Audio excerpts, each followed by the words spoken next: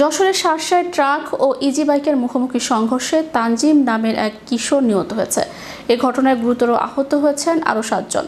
মঙ্গলবার দুপুর ২টার দিকে উপজেলার শার্শা কাশীপুর সড়কের বটতলার রঘুনাথপুর এলাকায় এ দুর্ঘটনা ঘটে।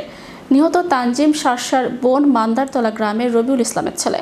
আহতদের মধ্যে রয়েছেন পারভিন, সাথী, খায়রুন্নেসা, ডলি ও সুফিয়া খাতুন সহ আরও ২ জন। পুলিশ ও প্রত্যক্ষদর্শীরা জানান, পাকশিয়া বাজার থেকে যাত্রী নিয়ে কাশীপুর যাচ্ছিল একটি ইজি বাইক। বিপরীত দিক থেকে আসা ট্রাকটির সঙ্গে মুখোমুখি সংঘর্ষে ইজি বাইকটি দুমড়ে মুচড়ে যায়।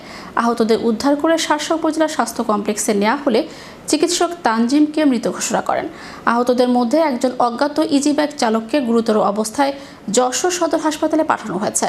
শার্শা থানার ভারপ্রাপ্ত কর্মকর্তা KM রবিউল ইসলাম জানান, দুর্ঘটনার খবর পেয়ে গোরপাড়া পুলিশ ঘটনাস্থলে গিয়ে ট্রাক ও ইজি বাইক জব্দ করেছে। তবে ট্রাক চালক ও হেলপার পালিয়ে গেছেন। তাদের শনাক্তে অভিযান চলছে বলে তিনি জানান। সংঘর্ষ হয়েছে কাশীপুর, বটতলা কাশীপুরে। ইজি বাইক ফুল লোড ছিল, অনেক লোক ছিল, সবাই আহত। ট্রাকটা চৌগাছা থেকে আসছিল আর ইজি বাইকটা শার্শা থেকে চৌগাছা থেকে যাচ্ছিল। ওই কাশীপুর বটতলায় মুখোমুখি সংঘর্ষ হয়েছে। বাড়ি বেড়াতে যাচ্ছিল, এর দিকে ইজি বাইকে যাচ্ছিল, ট্রাকে সেনাই মেট দিয়েছে। এর বাড়ি যাচ্ছিল কাশীপুর থেকে ট্রাকের চাপা দিয়েছে।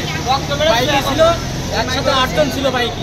ঘটনা হচ্ছে ওরা পুরো পরিবার সহ মেয়ের বাড়ি যাচ্ছিল। যাওয়ার পথে তখন আনন্দ উল্লাস করছি, গিয়ে অ্যাক্সিডেন্ট করছে। আমরা হঠাৎ শুনে এই অবস্থায় আসলাম।